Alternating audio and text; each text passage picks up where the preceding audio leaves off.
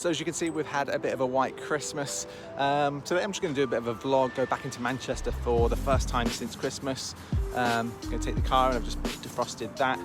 And yeah, we're going to talk about what we're going to do in 2021.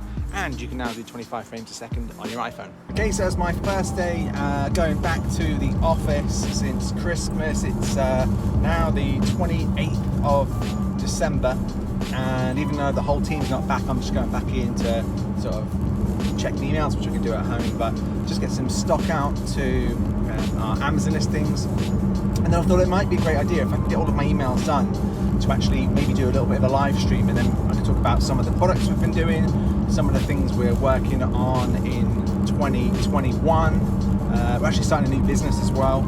That's something I'm starting up, and we're doing, the whole Edits Keys team are working together on that. So Edits Keys is still coming, don't worry about that. But we're actually setting something up to do with Apple Watches. So if you're an Apple Watch owner, make sure you stay tuned to that.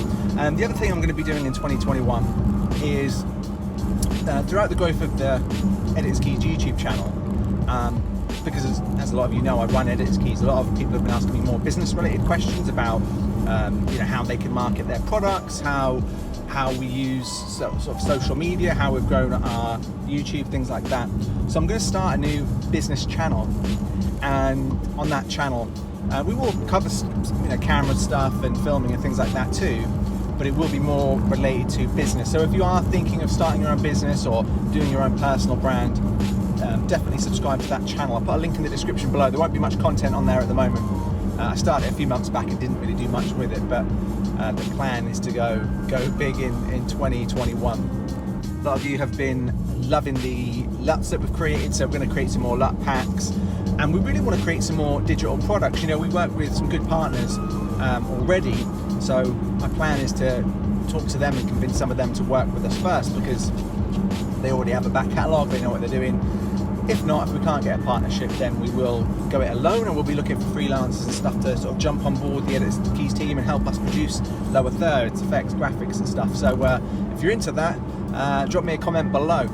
And as well, just a sort of question for today, in terms of digital products, what digital products have you used a lot in 2020 or 2019? Are there titles, sound effects, music? What things do you struggle getting? Let me know in the comment section below.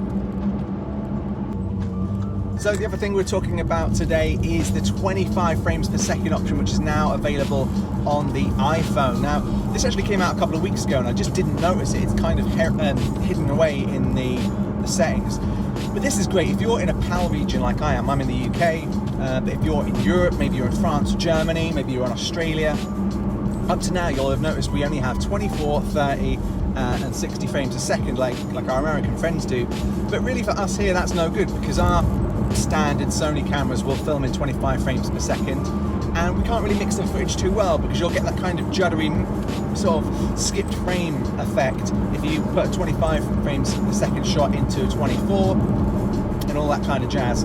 So it's now available. When I get into the studio, I'll show you the settings so you can just get those out and get started on 25 frames a second shooting.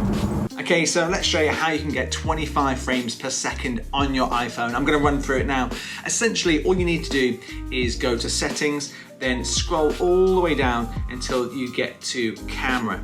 And then when you're in your camera setting, go to record video, and you can see I've already got 4K at 25 frames a second selected.